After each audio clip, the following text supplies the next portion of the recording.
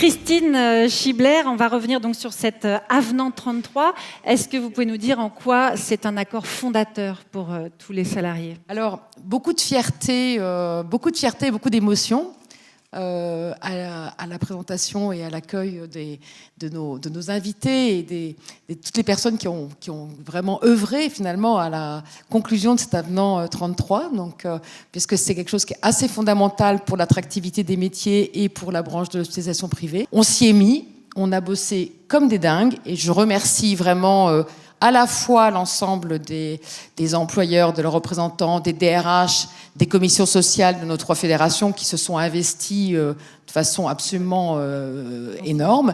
Mais je remercie aussi, bien sûr, l'ensemble des organisations syndicales. Bien entendu, en premier lieu, les 2 organisations qui sont représentées aujourd'hui et qui ont signé avec nous cet accord, mais aussi les autres représentations syndicales qui se sont aussi investies et qui, même si elles n'ont pas signé à la fin, ont quand même largement contribué aux travaux et donc je tenais à le souligner. Loïc Lenoc à la CFDT, que représente cet accord ?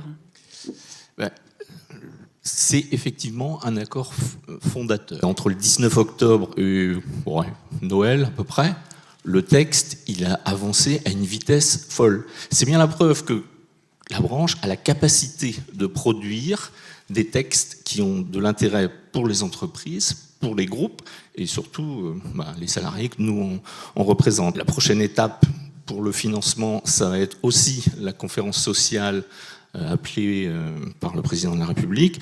Donc vous pouvez compter sur notre secrétaire générale Marie-Lise Léon pour porter le dossier. Alors comme je le disais hier à certains, ça tombe super bien parce que 1, c'était une commande de l'État. 2, l'accord, il coche toutes les cases. Ce qu'attendent les salariés, c'est de la reconnaissance. C'est complexe à faire vivre, la reconnaissance. On parle salaire, ça concerne aussi les conditions de travail, la qualité du management, et c'est pas forcément toujours simple à mettre en œuvre. La commande était faite par la ministre du Travail qui est devenue la Première ministre. Voilà, donc on a répondu.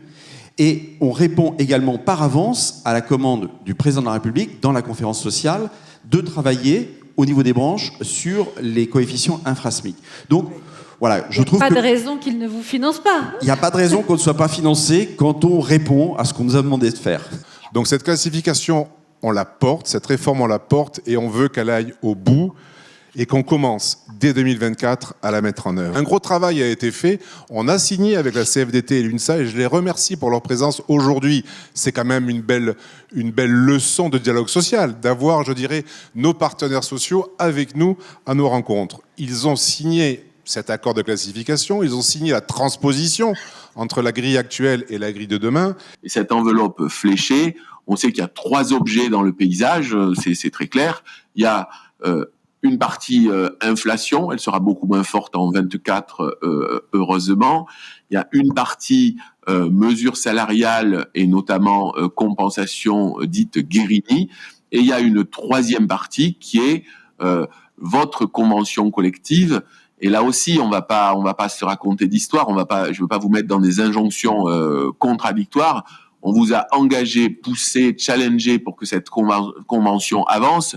Donc je vais pas dire maintenant, voilà, je vous donne des engagements extrêmement clairs sur 24 pour qu'on ait une manière de gérer de façon commune et unique les effets Guérini et votre avenant conventionnel.